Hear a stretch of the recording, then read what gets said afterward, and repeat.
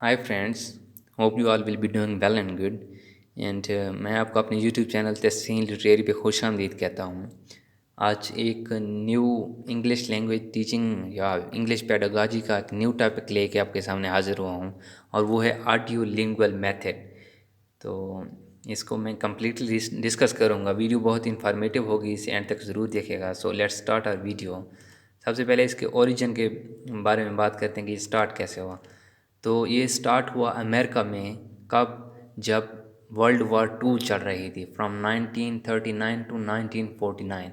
और इसका एक और नाम आर्मी मेथड भी है। वो इसलिए है क्योंकि ये आर्मी को न्यू लैंग्वेजेस सिखाने के लिए सबसे पहले इस्तेमाल किया गया था, इसलिए इसे आर्मी मेथड भी कहते हैं। कि जब अमेरिका और रशिया वर्ल्ड वार टू में एक दूसरे के साथ लड़ रहे थे, तो अमेरिका दुनिया के हर कोने में, हर कंट्री में अपने सोल्जर्स भेज रहा था। तो उन सोल्जर्स के लिए ज़रूरी था कि उनको जिस इलाके में भेजा जा रहा है, तो उस इलाके की थोड़ी बहुत लैंग्वेज मीन्स उनको आनी चाहिए, कि उनको बुनियादी बोल चाल के लिए दिक्कत ना हो। तो मुख्तलिफ़ लैंग्वेजेस मुख्तलिफ़ आर्मी ऑफिसर्स को सिखाने के लिए ये मेथड इन्वेंट किया गया था। It is also called a new की मेथड, ओके। एंड एक प्रोग्राम भी इनिशिएट किया गया था, शुरू किया गया था इस मेथड के लिए, और वो था ASTP, army specialised training programme. Means army officers को या आर्मी सोल्जर्स को मुख्तलिफ़ लैंग्वेजेस के बारे में पढ़ाने के लिए ये मेथड इन्वेंट किया गया था, बनाया गया था। और ये जो मेथड है ये बेस्ड है बिहेवियरिज्म पर। बिहेवियरिज्म एक लैंग्वेज को थ्रू बिहेवियरिज्म एक्वायर करने का एक तरीका है, और इस बिहेवियरिज्म का फाउंडर था B.F. स्किनर। तो ये जो ऑडियो लिंगुअल मेथड है या आर्मी मेथड है, ये बेस्ड है उस B.F. स्किनर की थ्योरी बिहेवियरिज्म के ऊपर। तो इसकी अगर गोल्स की बात करें तो इसका एक ही मकसद है, वो ये है कि टीच अ फॉरेन लैंग्वेज, कि एक फॉरेन लैंग्वेज में कम्युनिकेशन किस तरह सिखाई जाए। तो इसके कुछ प्रिंसिपल्स हैं, वो मैं आपको बताता हूँ। कि teacher speak some sentences and learner repeats after teacher and students learn grammar and vocabulary.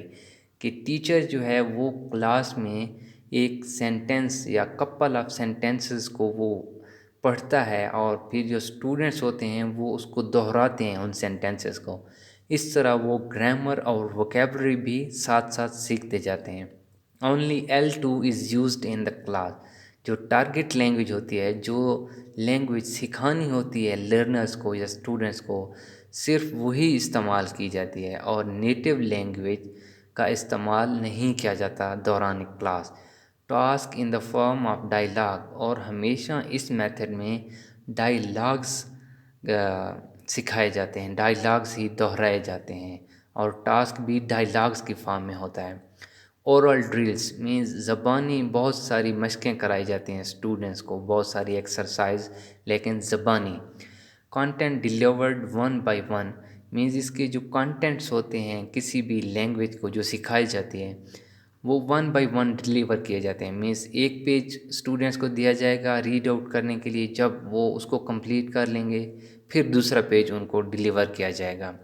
Speaking and listening are focused, इसमें स्पीकिंग और लिसनिंग फोकस्ड हैं। मैंने आपको बताया है कि ये कम्युनिकेशन आर्मी ऑफिसर्स को एक ख़ास इलाके की ख़ास ज़बान सिखाने के लिए इस्तेमाल किया जाता था, इसलिए सिर्फ लिसनिंग और स्पीकिंग उनको सिखाई जाती थी, ना कि रीडिंग या writing. Teacher are as an orchestra leader. Orchestra orchestra एक म्यूज़िकल इंस्ट्रूमेंट होता है।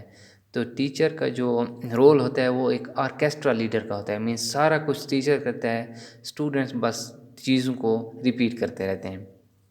Dialogue is main feature of this method, and reading and writing is not more focused. इसमें रीडिंग और राइटिंग के ऊपर ज़्यादा फोकस नहीं किया जाता। जैसा कि मैंने आपको बताया कि इसमें ड्रिल्स बहुत इंपॉर्टेंट होती हैं, तो ओरल ड्रिल्स कराई जाती हैं, और वो 4 किस्म की होती हैं। सबसे पहली ड्रिल है रिपीटिशन। रिपीटिशन मीन्स किसी चीज़ को रिपीट करना या दोहराना। मीन्स अगर टीचर एक सेंटेंस कहता है कि ही लाइक्स एप्पल, तो स्टूडेंट्स भी उसको रिपीट करेंगे, ही लाइक्स एप्पल। तो ये है रिपीटिशन ड्रिल। एक और ड्रिल है इन्फ्लेक्शन, मीन इसमें फॉर्म चेंज होती है। अगर टीचर कहता है कि he does not like Apple, तो स्टूडेंट्स जो हैं वो इसकी फॉर्म चेंज करेंगे, he did not like Apple. या उसको वो क्वेश्चनियर के तौर पर भी उस जो सेंटेंस है उसको एक क्वेश्चनिंग सेंटेंस भी बना सकते हैं। He does not like Apple means इस तरह वो उसकी टोन चेंज करेंगे तो उसकी फॉर्म भी चेंज हो जाएगी। या इसमें रिप्लेसमेंट ऑफ वर्ड भी होती है, means word are replaced. Okay, for example कि एक ओरिजिनल सेंटेंस है I am going to the store, लेकिन टीचर कहता है टू द स्टोर, देन वो स्टूडेंट्स को कहता है कि इसको चेंज करें। तो स्टूडेंट्स क्या कहते हैं कि he is going to the store, and then teacher कहता है कि she is going to the store, then students उसको रिपीट करते हैं she is going to the store, they are going to the store, we are going to the store, A B C is going to the store. So this is called replacement. या इसमें जो objects हैं वो भी replace किए जा सकते हैं, means he is going to the store, he is going to the hospital, he is going to the college, he is going to the university, he is going to the another country, means ये होती है replacement.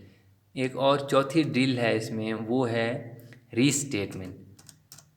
तो restatement ये होती है कि अगर teacher एक सेंटेंस कहता है कि the cat is on the tables, ये एक सेंटेंस है, तो वो उन स्टूडेंट को कहता है कि इसी बात को चेंज करके, मतलब कहो और अल्फाज का इस्तेमाल, मज़ीद कुछ नए अल्फाज का इस्तेमाल करके इसी बात को दोहराओ। तो स्टूडेंट्स ये कहते हैं कि on the table is the cat, तो टीचर कहते हैं very good, no say it in an other way. तो स्टूडेंट्स कहते हैं the table has the cat, excellent, no one more time, there is a cat on the table, teacher great job, you are getting it.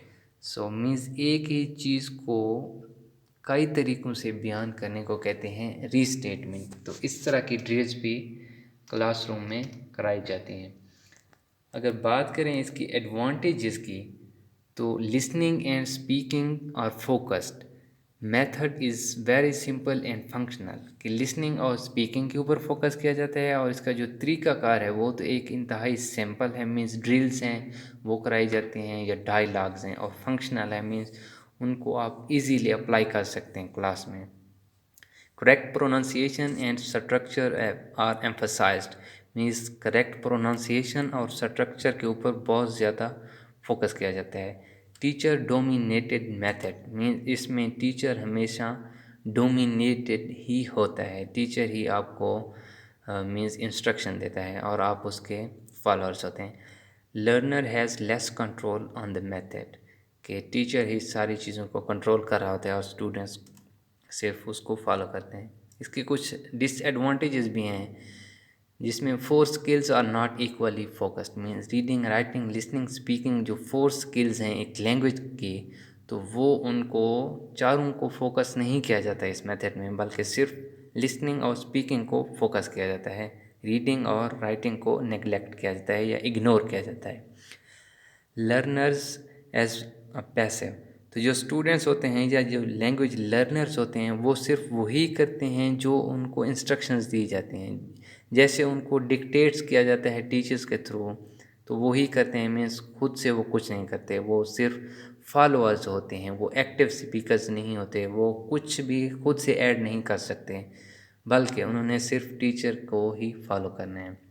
सो इसमें जो techniques होती हैं कि techniques का क्या है पढ़ाने का तरीका, तो सबसे पहले उनको लिसनिंग सिखाई जाती है, फिर उनको स्पीकिंग, फिर रीडिंग और देन एंड के ऊपर राइटिंग। क्योंकि ये आर्मी को कम्युनिकेशन सिखाने के लिए इस्तेमाल किया जाता था, तो सबसे पहले उनको लिसनिंग, कि अगर वो किसी ख़ास लैंग्वेज को लिसन करें तो वो क्या मीन्स क्या समझेंगे, सबसे पहले उनकी लिसनिंग फोकस की जाती थी, फिर उसकी स्पीकिंग की वो उस लिसनिंग के बाद अगर वो जवाब देना चाहें उस बात का तो वो किस तरह देंगे, उसके बाद रीडिंग और राइटिंग। तो ये थी हमारी आज की वीडियो, उम्मीद करता हूँ कि बहुत ही इंफॉर्मेटिव रही होगी आपके लिए। अगर आप इस तरह की मज़ीद वीडियोस देखना चाहते हैं तो kindly subscribe my channel and hit the bell icon so you may get the notifications of new videos. तो मिलते हैं अगली वीडियो में, तब तक खुदा हाफिज़।